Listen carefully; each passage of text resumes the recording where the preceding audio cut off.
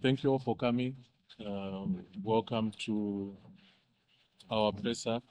It will be addressed by the Secretary for Information and Publicity and Party Spokesperson, Comrade Christopher Mutsvangwa. I hand over to you, sir. Thank you. Good morning, the fourth estate. We are happy that you are again here at ZANU-PF, the part of the permanent Zimbabwe revolution.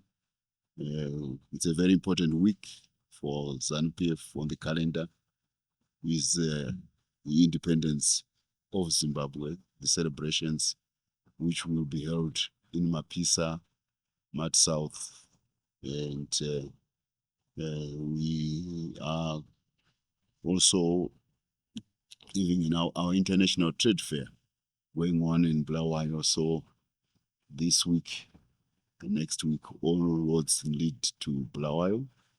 It is in the spirit of leaving no region, no one behind, that the president in his second republic decided that independence celebrations will be held in various centers of Zimbabwe rather than just confining to Harare. This reflects, of course, the unifying theme, which has been the hallmark of the president since he ascended power as the Second Republic. This is, I think, the third or fourth independence celebration we are holding outside of the capital, Harare. It's an inclusive initiative which makes everybody identify with the national cause and the direction which the country is making in its development endeavors. We owe what we are to the National Liberation War of Zimbabwe. It was a people's war, and by 1975, the guerrilla army was all over it. It was pervasive in its infiltration of the country, establishing even liberation zones. So the people of Zimbabwe identified themselves very much with the independence of their country. They paid a very high price for it. And when we take it to Mapisa, it is in that tradition of leaving no place and no one behind. There are rumors which are circulating by the usual detractors trying to say the independence venue has been changed. There's nothing like that. The party is fully geared. The Secretary General and the National Chairperson, as the main drivers of the preparations for the party, are fully geared to make sure that the event in Mapisa will be successful. The government, as the one which is responsible for state occasions like this one, has assigned none other than Vice President Mohadi, and he has been there in Mapisa to make sure that all the organizational aspects of this independence celebration are in place in Mapisa. So we want to quash any of those mischievous assertions that the venue has been changed. It has not. And for you, the fourth estate, we are hoping that you will be making your way to Mapisa. You will be part of us in this important celebration as we advertise this important event, national event, to the nation, to the region, and to the world. So all roads lead to Mapisa. There is no other venue other than Mapisa. I'm talking as the person who is responsible for the information dissemination in the party. All roads lead to Mapisa. I am not going to have a very long press conference today. I've got a few highlights, but the main reason is that we have an important event going on soon at State House. I'm sure some of you may have put it on the calendar.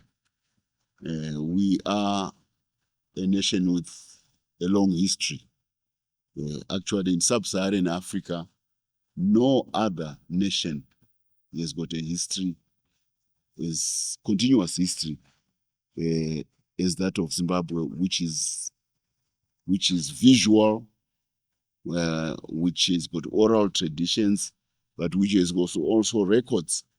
The records, even though we're not a writing nation, the records of the great Zimbabwe civilization exist in all the countries which we interacted with on the littoral states, the littoral states of the Indian Ocean. They've got a history of Zimbabwe because they were writing civilizations, and they interacted with Zimbabwe and traded with Zimbabwe, and they've got their records. So as time goes by, we hope that more Indian records about the interaction with Zimbabwe will come to the fore. Shona is probably derived, most likely derived from gold, which is the Hindi for gold. Shona is in Hindi is gold, and they were Indian traders, especially in the latter part of the Great Zimbabwe civilization, from Goa, who came to Zimbabwe and traded on behalf of Portugal, and they called us Shona country, which is gold country. The Portuguese came here as gold country. The British came here as gold country. So the Iranians who were here, it's gold country. The Egyptians, gold country. The Somalis, gold country. So this is the history of the great Zimbabwe civilization. And when these birds come back, they've been plundered by the colonial invaders. It is a greater moment for the people of Zimbabwe. I'm not going to take the thunder out of what the president of his guest, the minister of South Africa, who has come with the great Zimbabwe, the last of the 8 great Zimbabwe birds, which were still at Mnangagwa. I think, when they were plundered by Cecil John Rhodes, they have now finally made their way back. But that is not the only symbol of the great Zimbabwe civilization. I'll take you, we are in Mapisa this year, and by coincidence, maybe we're not conscious of it when we made that decision, but Mapisa is equidistant to 2 UNESCO monuments of Zimbabwe, of the great Zimbabwe civilization, which it's equidistant from Mapungubwe in South Africa, on the confluence of the Limpopo and the Shashi River. About 800 to 1100 AD, this is where the great Zimbabwe civilization took root. All these great civilizations take advantage of rivers. That's what happened to the Mesopotamia civilization with the Tigris and the Euphrates River. There is the Chinese Yellow River civilization. There's the Egyptian. I should have mentioned that area as an African. The Egyptian civilization on the Nile Valley. Then there's the Indian civilization on the River Indus. The great civilizations which mark the jump of humanity from being food gatherers. Food gatherers and hunters. To become agriculture and farming and later industrial artisanal societies.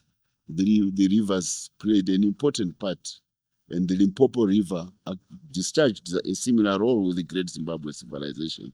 So Mapisa is about 100 kilometers or less from Mapungubwe in South Africa, just across on the confluence of the Limpopo and the Shashe River. That's where the great Zimbabwe civilization starts. And whilst we are talking of the great Zimbabwe birds, Mapungubwe had a gold rhinoceros, which was found when they were doing the excavation. And this is an area civilization, and this is very exquisite relic, which is treasured by the South African government. And actually, one of the big awards is the Order of Mapungubwe in South Africa, which is paying homage to this great Zimbabwe civilization, the beginning of the great Zimbabwe civilization. But a little further north, again, same distance, is Kami, outside of Bulawayo. Yet another UNESCO heritage site, which goes back to the great Zimbabwe civilization, which is the latter stage of the great Zimbabwe civilization after the great Zimbabwe itself, Masvingo. So even Masvingo itself is not too far. So this is a region which is very rich in the culture and the traditions of the modern state of Zimbabwe. It makes us very be proud about who we are. That's why the name of the country is called Zimbabwe. It owes to this great Zimbabwe civilization. And when we go to Mapisa ZANU-PF, we are not only talking about the achievements of the national liberation movement, which I alluded to earlier, of giving Africa its most capable and modern army to fight against an imperial power. That's what Zimbabwe did. And this is imperial power of Britain, the foremost empire of that time. You know, Zimbabweans fought against the cat's paw of the British army in Zimbabwe, imperial army in Zimbabwe, and we won.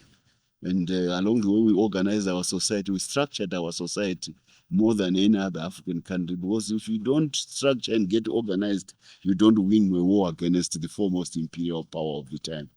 This is the organization which Zimbabwe people have, and it is being reflected in the way ZANU-PF does its things. We are organized, we are structured, and I'll be talking more about it. But here we are in a very, very historic place in terms, and we want, as we go there, the population of Zimbabwe, the general population, so the party membership to handle this occasion with the gravitas which it deserves in terms of the long evolution of the Zimbabwean nation, starting from the early days at Mapungubwe, going to Great Zimbabwe, going to Kami, and late, of course, also Danamombe.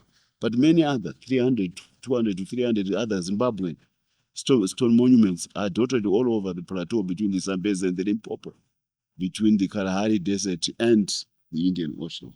So this is a weight moment as we are receiving this important symbol, the Zimbabwe bird, which is on our flag, which marks the longevity of and continuity of the great Zimbabwe civilization in its various manifestations of dynasties. Some of them recorded, some of them coming from folklore, and of course, some of them, of course, having the imprint of the various other great Zimbabweans, monuments dotted across the plateau. So we feel proud. Sub-Saharan Africa, built with grass, thatch, and wood. I mean timber. We built with granite, cutting, pouring water on burning granite, flaking it, then chipping it, then building those walls without cement, and they've got the endurance which makes UNESCO recognize the great Zimbabwe civilization as part of the history of mankind. This is what we need, this pride amongst ourselves. The theme of our conference this year centers on competitive industries. Let me try. I need to be honest to the theme. My phone is not nearby, but Farai is going to help me now get it. The theme centers on the economic agenda of the Second Republic, where we are taking the country. And I'm very happy to say that this is coming at a time when we are confident. The country has become very confident about the economic course it has charted. The theme is that connected economies, competitive industries. This is from the ZITF side. I want to get it right. The ZANU-PF theme is sub-theme. The main theme is building connected, resilient, and competitive economies. This is our theme. Of course, it dovetails with the one by the ZITF. We're in an economic gear of progress. We were initially not sure when we started off in 2018. The president is open for business mantra. The president's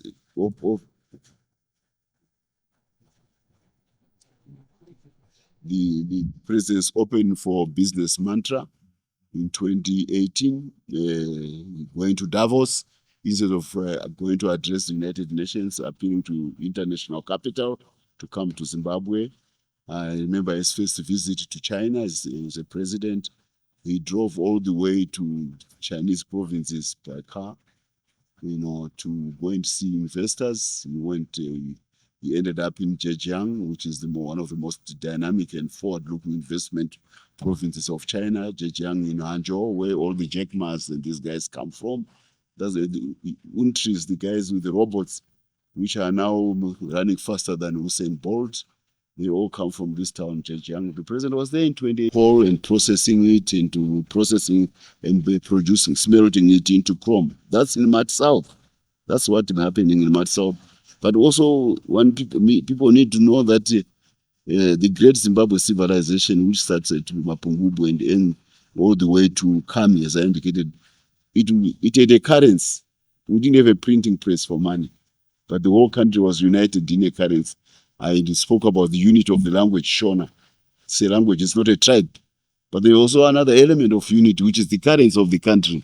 And because of the abundance of gold in that region, the currency of the dynasties which were ruling in these civilizations from 1000 AD to about 1800, 1900 AD, they used gold as the currency. That's why all these other countries came to the Zimbabwe, because gold is everywhere. So by our ability to mine gold, smelt it, and carve it into bars and currency, we were able to have a stable currency which was not controlled by a government, like US dollar. It's controlled by a government. The government prints that currency.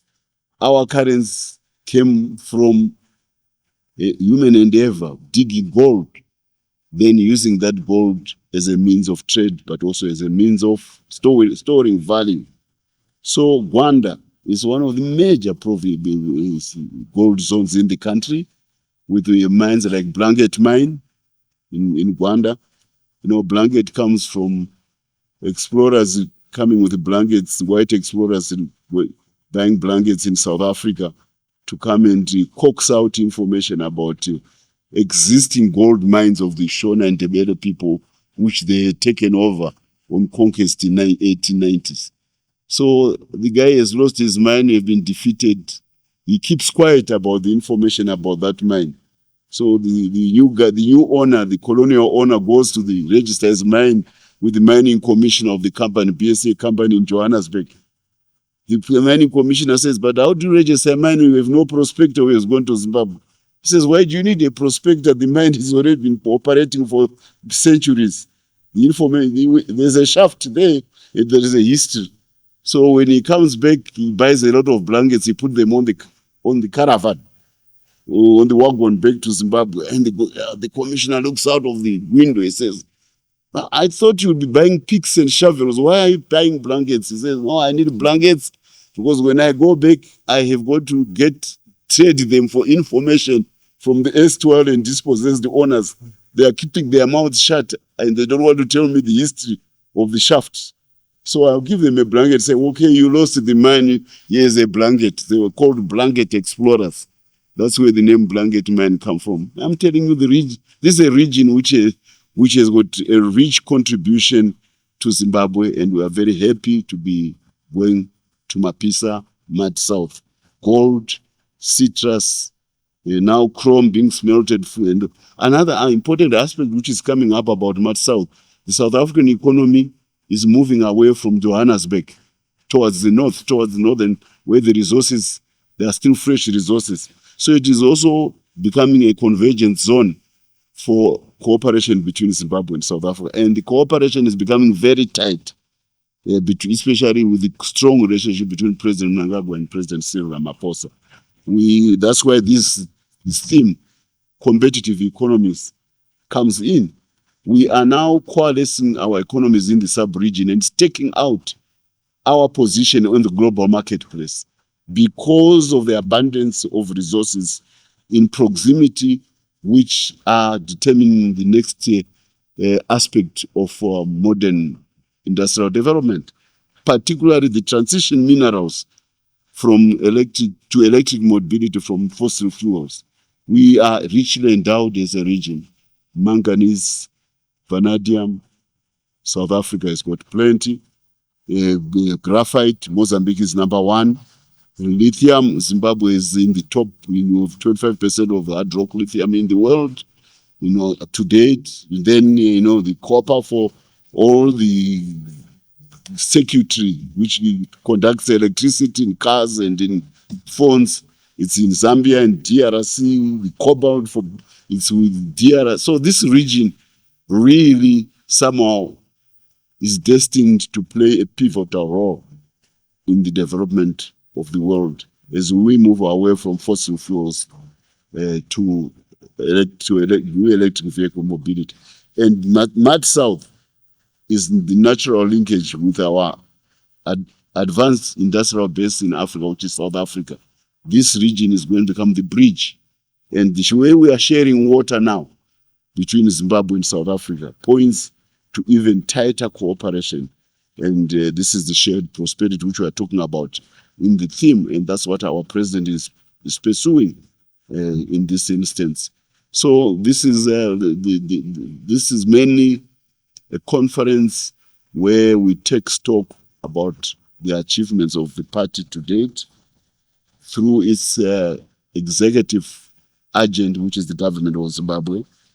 Then we see what is to be tweaked, we see what is to be corrected, we see what is to be amplified to make sure that we deliver on the quest for prosperity, which is the only reason why young people from the Samora Machel Soweto generation of the 1960s and 70s died. They offered their life because they wanted the prospect of prosperity denied by colonial administrations to be given to the African majority. So if we have to pay homage to them of the independence which they fought for, we only pay homage by making sure that we deliver on prosperity. And we want that prosperity to be world class.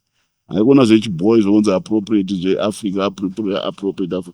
And we are very happy now that it's coming at a time when there is a vying for the attention of Africa by the major industrial economies.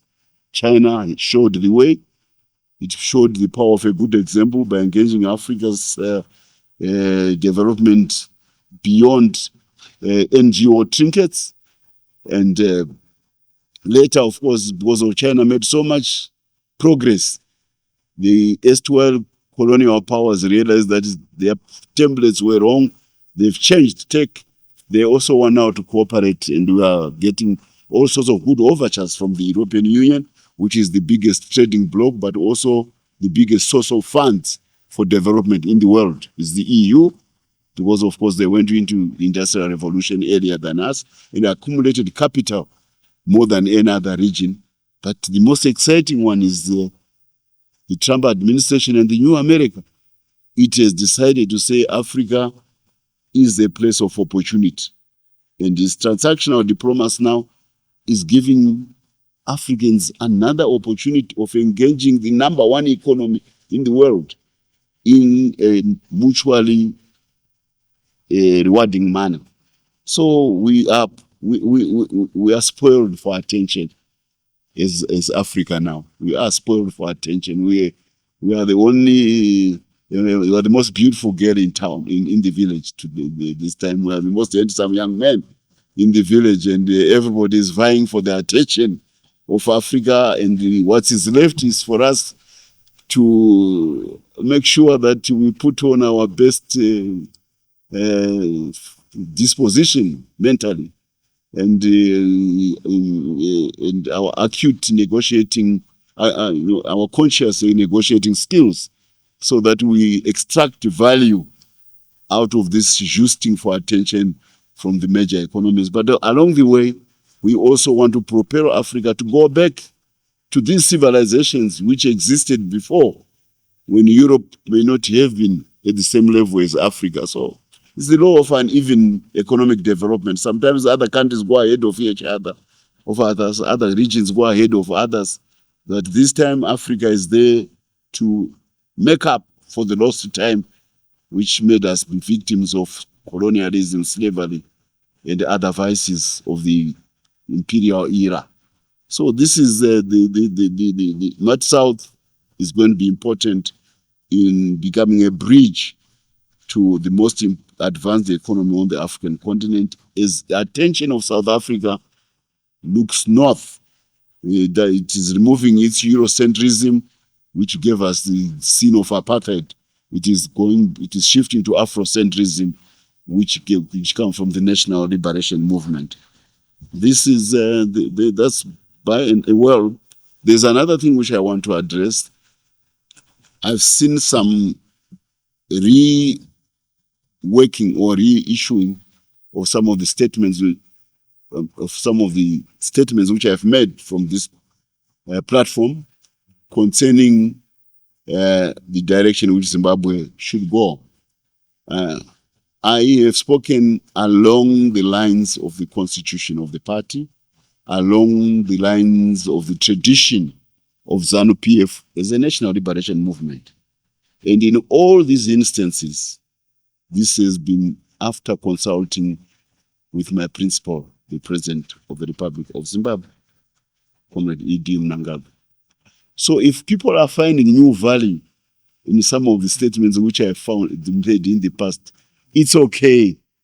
You should have seen the value when I issued them at that particular time. But it means you are catching up and you are recycling those videos. What is important is to know that they reflect the thinking of the president. He firmly believes in the universal suffrage. He firmly believes in the constitution of Zimbabwe, which he was a writer to. So those statements are an affirmation. If you are finding them of value, they are only an affirmation of the stance of the president. And if there were people who may have entertained the idea that they may have a platform to attack the president from deviating from the core principles of the constitution, as well as the tenets of the Zimbabwe revolution. No. The president is firmly anchored to those tenets of the party, to those traditions of the party. If you are recycling my statements, they are not new. They have been existing. Don't try to make them topical and try to use them in factional agendas. And I also want to appeal to those who may have had factional ambitions. The consultations of the Constitutional Amendment Bill have affirmed the people's wish, as expressed in the resolutions of the party, that the presidency rule must extend it to 2030. So, if you have had ambitions as a faction or whoever of trying to take over from him, just wait for 2030. It will come. It will not be removed from the calendar of Zimbabwe. It will still be there. Just make sure you keep health. And if you're a member of the party, just make sure that you maintain your standing in the party with the membership in good state, so that your candidates come 2030 can enjoy the support which it should. But don't try to make noises now, between now and 2030, because that door is going to be closed. We have not wanted as a party to officially to talk too much about Constitutional Amendment Bill. We have a team, our commissariat department, our administrative department. They are part of the consultations of Parliament. We respect the consultations of Parliament. So we are participating at that level. So there's no particular need at this stage for the president, or indeed for even myself, to continue to talk about this issue, because it's something which is in the process. Maybe it's even sub judice. There are even some people who have gone to the courts. So we don't want to pronounce, but let the process go through all the way to Parliament. Whichever way it ends up, we are very confident that the wish of the electorate, of Zimbabwe, and the wish of the party membership, is going to endorse the continuity of President Mnangagwa's rule. Because he's doing so much good, we want assurances that we will continue on the path which we are pursuing right now.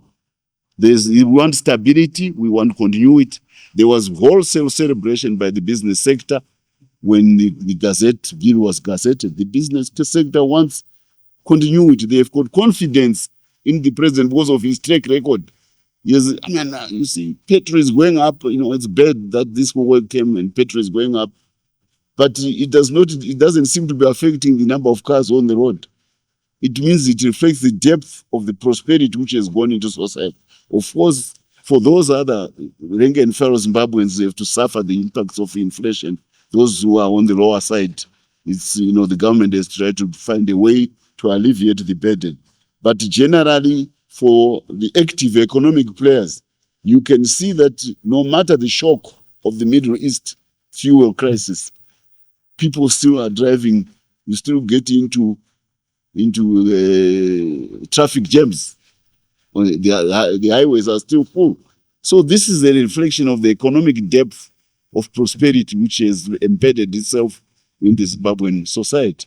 Because of President Mnangagwa's reforms, the despondence which was in 2017 is no longer there. There is a new can-do spirit which makes everybody wants to identify with Zimbabwe. And we are confident that even at global stage we will do well. The campaign to become a National Security Council member is going fine. We had the whole delegation from New York. Ambassador Mshayana brought them here from New York, supporting Zimbabwe's candidates from the Security Council. I used to sit in the Security Council as a diplomat with the former president, the foreign minister, Ambassador Ndenge. So this is the third time Zimbabwe will be given a chance to go to the Security Council of the United Nations, a country which is 47 years. There are 54 African countries. We are going there for the third time in a short 47 years. This may not have happened in the last decade of the First Republic. We were a shunned nation. We were a pariah country. But now everybody loves Zimbabwe. And we are confident that the quest for the Security Council will succeed. It is a measure of the acceptance of our president on the continental stage, but also on the global stage. So I don't want to take more of your time. We are getting tight. You need to run. I've made sure that you can pass by. I'm hoping that you get your my usual treat. But I don't want you to be late for the other event of the president at State House.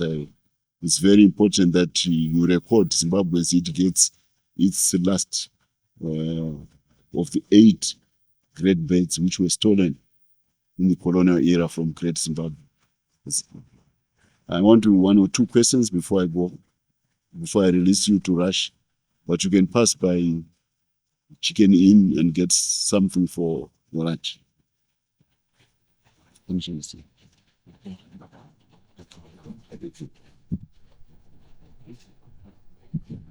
we have any questions?